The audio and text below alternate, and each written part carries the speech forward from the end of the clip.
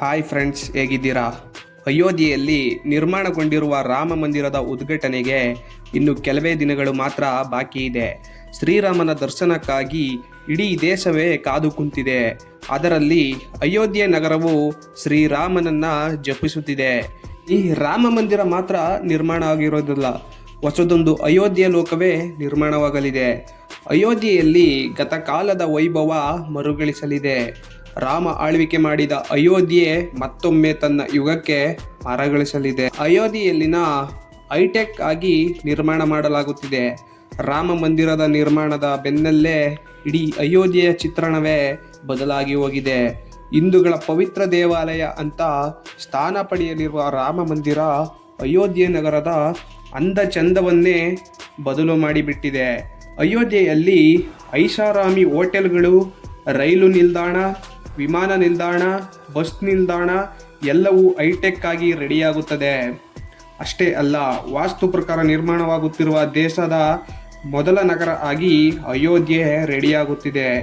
ಒಂದಲ್ಲ ಎರಡಲ್ಲ, ಬರೋಬ್ಬರಿ 1,000 ಎಕರೆಯಲ್ಲಿ ಅಯೋಧ್ಯೆ ನಿರ್ಮಾಣವಾಗುತ್ತಿದೆ. ಅಷ್ಟಕ್ಕೂ ಈಗ ನಿರ್ಮಾಣವಾಗಲಿರುವ ಅಯೋಧ್ಯೆ ನಗರ ಹೇಗಿರಲಿದೆ, ಅಲ್ಲಿ ಏನೆಲ್ಲ ಇರುತ್ತೆ ಅನ್ನೋದನ್ನು ಹೇಳುತ್ತೇವೆ. ಹಾಗಾಗಿ ವಿಡಿಯೋವನ್ನು ಪೂರ್ತಿ ನೋಡಿ. ರಾಮ ಮಂದಿರದ ಉದ್ಘಾಟನೆಗೆ ಸಕಲ ತಯಾರಿಗಳನ್ನು ಮಾಡಿಕೊಡಲಾಗುತ್ತಿದೆ. ಇಡೀ ದೇಶದಲ್ಲಿ ಲಕ್ಷ ಸಂಖ್ಯೆಯಲ್ಲಿ ಅಯೋಧ್ಯೆ ನೋಡಲು ಭಕ್ತಾದಿಗಳು ಬರುತ್ತಿದ್ದಾರೆ. ಲಕ್ಷ ಸಂಖ್ಯೆಯಲ್ಲಿ ಬರುತ್ತಾರೆ ಅಂದರೆ ಅಲ್ಲಿಯ ವ್ಯವಸ್ಥೆ ಹಾಗೇ ಇರಬೇಕು. ಹೀಗಾಗಿ ಉತ್ತರ ಪ್ರದೇಶ ಸರ್ಕಾರ 1,000 ಎಕರೆಯಲ್ಲಿ ಅಯೋಧ್ಯೆಯನ್ನು ಕಟ್ಟಲು ತಯಾರು ಮಾಡಿಕೊಳ್ಳುತ್ತಿದ್ದಾರೆ. ನಾವು ಆವಾಗಲೇ ಹೇಳಿದಂತೆ ವಾಸ್ತು ಪ್ರಕಾರವಾಗಿ ನಿರ್ಮಾಣವಾಗಲಿದೆ. ಐಷಾರಾಮಿ ಹೋಟೆಲ್ಗಳು, ಕಟ್ಟಡಗಳನ್ನು ಕಟ್ಟಲು, ಜಮೀನನ್ನು ಖರೀದಿಸಲು ಯಾರಾದರೂ ಬಂದರೆ ಅವರಿಗೆ ಮಾರಲು ಸರ್ಕಾರವು ಕಾಯುತ್ತಿದೆ. ದೊಡ್ಡ ಬಿಲ್ಡರ್ಗಳು ಜಾಗ ಖರೀದಿ ಮಾಡಲು ಮುಗಿಬೀಳುತ್ತಿದ್ದಾರೆ.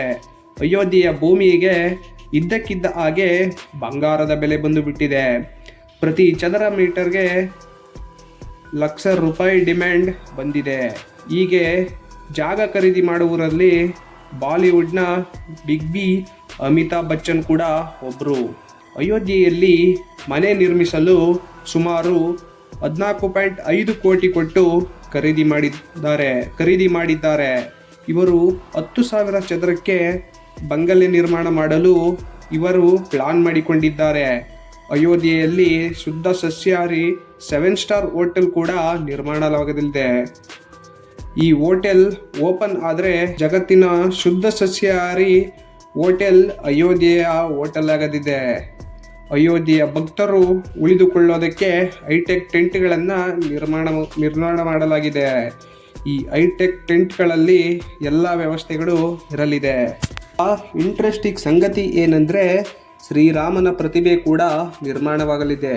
ಈ ಪ್ರತಿಭೆ ಜಗತ್ತಿನ ಅತಿ ದೊಡ್ಡ ಪ್ರತಿಭೆಯಾಗಲಿದೆ. ಇನ್ನೇನಿದ್ರೂ ರಾಮನ ವಿಗ್ರಹ ಗರ್ಭಗುಡಿಗೆ ಸೇರೋದೊಂದೇ ಬಾಕಿ ಇದೆ. ಆ ಕ್ಷಣಕ್ಕಾಗಿ ಇಡೀ ದೇಶವೇ ಕಾಯುತ್ತಿದೆ. ರಾಮ ಮಂದಿರದ ಉದ್ಘಾಟನೆ ನೋಡಲು ನೀವೆಷ್ಟು ಕಾತುರರಾಗಿದ್ದೀರಿ? ಕಮೆಂಟ್ ಮಾಡಿ. ಅಲ್ಲಿವರೆಗೂ ಸಿಗೋಣ. ನಮಸ್ಕಾರ.